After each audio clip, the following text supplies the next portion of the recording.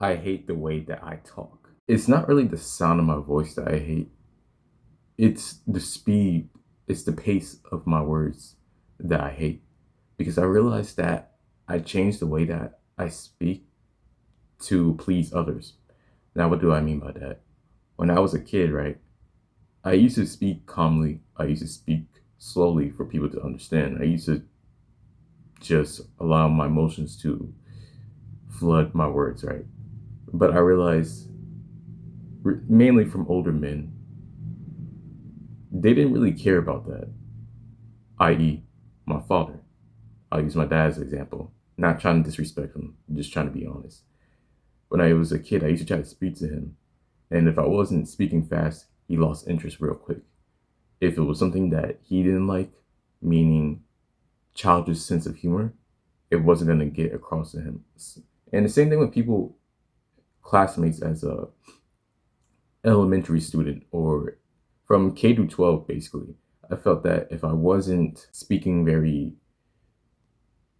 fast, if I wasn't speaking inappropriately, then I wasn't going to attract friends or gonna have actual conversations with people. And to sit here and to say that to you right now sounds pretty sad, but it's the truth.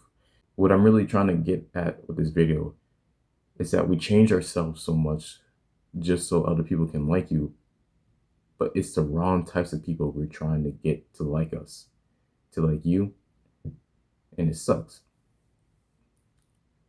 It sucks because you're not staying true to yourself and you're not allowing yourself to be the real you. You're not being truly authentic to yourself, and it's slowly eating away at you. And that may resonate for some of you. I know it resonates for me, obviously, because when you reach a certain age, you start to realize, well, I'm only getting older, right? I'm only getting older, but I'm regressing. That's not good. When you get older, you want to move forward. You want to be more successful. You want to be more accomplished. But I felt like my younger self was more capable than the current me right now. And why do I say that? Because it's true. I felt more confident when I was younger. To a certain extent, I felt more confident to be myself. But as we get step into these new roles at a job, we meet different types of people. We slowly cut away our authentic self, and that's a poisonous journey to be to continue down. Right? You don't know how many times I remember at my job where my manager would ask me a question and I stutter, I fumble for the words because I realized I was about to say a word that's not appropriate for the workplace, or I'm at a loss of words to really convey something in a very coherent and practical way. Because when you're at your job, certain jobs want you to move fast, and if you're naturally someone who likes to take their time, it's going to be an adjustment period. And some people don't have the patience to listen to you. And that's the main thing too, patience. You have to have patience with yourself. And if you're an employer or you're working in a team, I do recommend working on your patience, trying to see from the outside looking in. You want to walk in the other person's shoes. That cliche line right there. I feel like it's hard to build a good team dynamic if you're just constantly getting annoyed because someone's not getting something down the right way, or they're having a hard time to express themselves. And when customers are coming in and the line is picking up, yeah, you don't really have time to be like, okay, what you're saying is not important right now because we need to get down this line so we can be more efficient. And that's the thing. I understand the whole point of really getting down to business and focusing on the most important thing.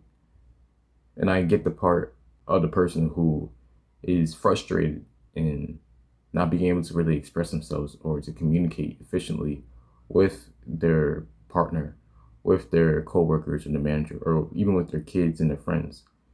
Especially if they cut you off and you feel like you're not being listened to, and you feel like, okay, well, what else can I do? I believe it's best for you to record yourself speaking, see who, see what you do, see what may deter people away from you. Why do people cut you off? Why do people not listen to you? What mannerisms, what body language, what facial expressions, what tonality? How are you really speaking? What are you really showing somebody? Because when you see that on camera, then you can digest that information. You can slowly work to let go of the things that aren't, aren't very digestible. I guess they aren't very good to really hear. Also, what filler words are you using? It took me 6 minutes into this video to get to the main point, but that's one thing I want to do. Get better at getting to the main point of my conversation and allowing somebody to feel satisfied with my answers. So, the word so is a filler word. You don't need to say that word. And you don't have to do what I'm doing by recording and uploading. You can just have set videos on your phone just to evaluate. But for me, this would just hold me accountable. Yeah, this would hold me accountable, allowing you guys to see my mistakes. This is what the channel's all about. To excuse me, to get better and document my mistakes and lessons so I can see my progress. Because if you watch my earlier videos, you'll still see that I still do the same thing when I speak on camera and in person. But when I used to do this consistently, there was a lot of improvement. Maybe not the most noticeable improvement, but improvement that I was proud of, that I appreciated because I spent the time. Now, I'm yapping too much. Stay blessed, stay crispy, stay limitless, stay true to yourself. And I'll see you in the next video. Peace.